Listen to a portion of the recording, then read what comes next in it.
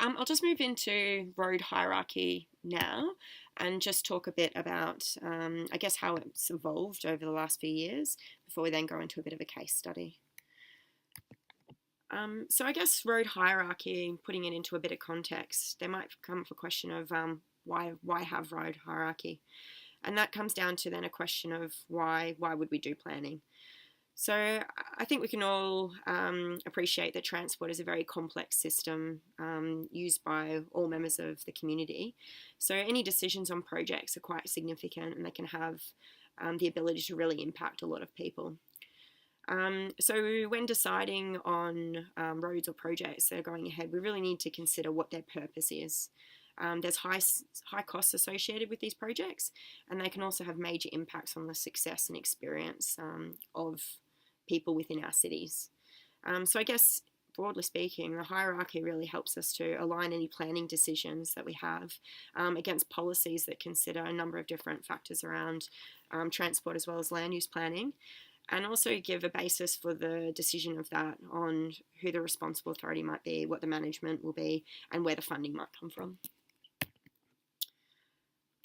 So now just moving in a bit more into road hierarchy, I guess we've just touched on transport planning is a relatively new discipline within civil engineering. And as noted before, it's predominantly about people and their movement. And so therefore, it also ends up taking into consideration people's attitudes, their expectations, and the behaviour, which is continually evolving. And as such, we've also had to evolve with it.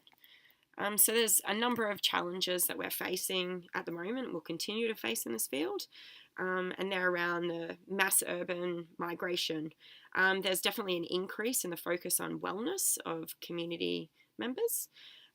There's an ageing society, so we need to consider how we'll react to that and still provide the levels of movement that we need.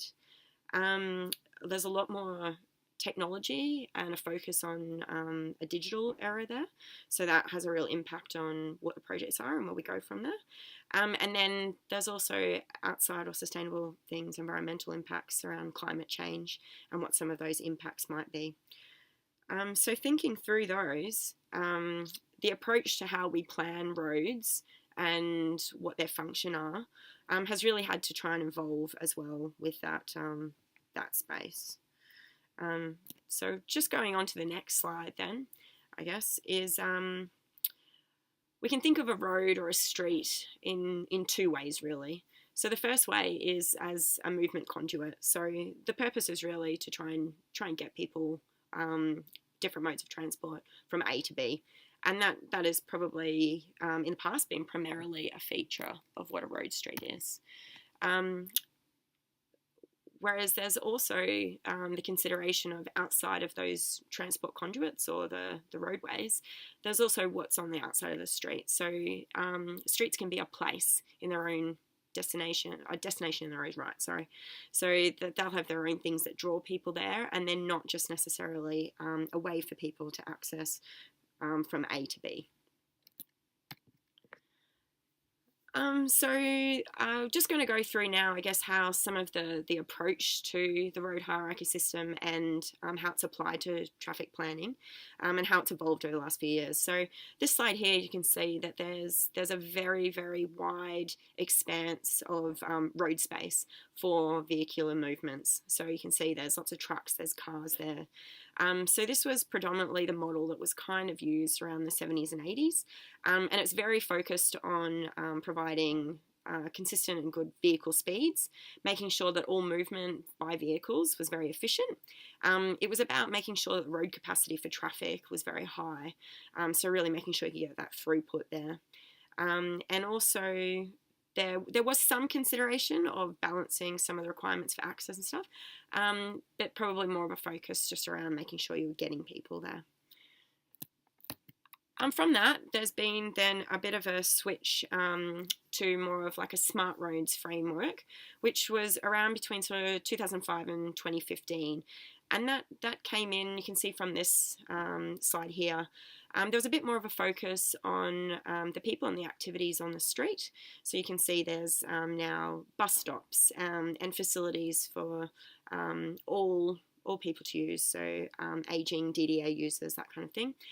There's also quite a high impact on public transport. So you can see there's a tram corridor down the middle there, and cycle lanes. So it's shifting the focus away from purely being a way to get vehicles moving and more about sharing that across different modes with that. So a bit more thinking about what the different priorities might be of that street and where it's going.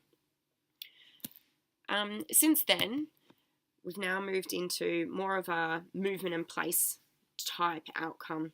And this is still evolving, and it's continuing to evolve, but it's based predominantly on some of the models that were developed within the UK.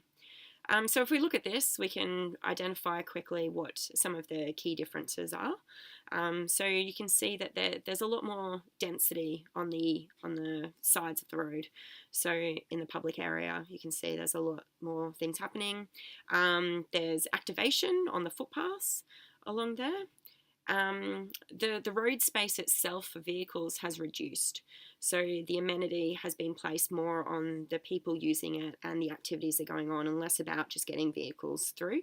You can see cycle lanes, and not just a small provision of some width, but actually something that's usable space that really makes it that people want to use it. And so therefore it's a different mix of people, ranging in ages, and really promotes both male and female using a lot of those things. There's a lot more focus on making sure that there's passive surveillance and activation in those areas. And you can see that the things like buses are now using the same space as the vehicles, so any vehicles just need to share that space. I guess this isn't saying that every street should look like this now, but it's just to highlight the shift that's happened in these spaces and the way that the roadways are used. I'll now just pass back to Paul, and he's going to go through a bit of a case study on how this can be applied.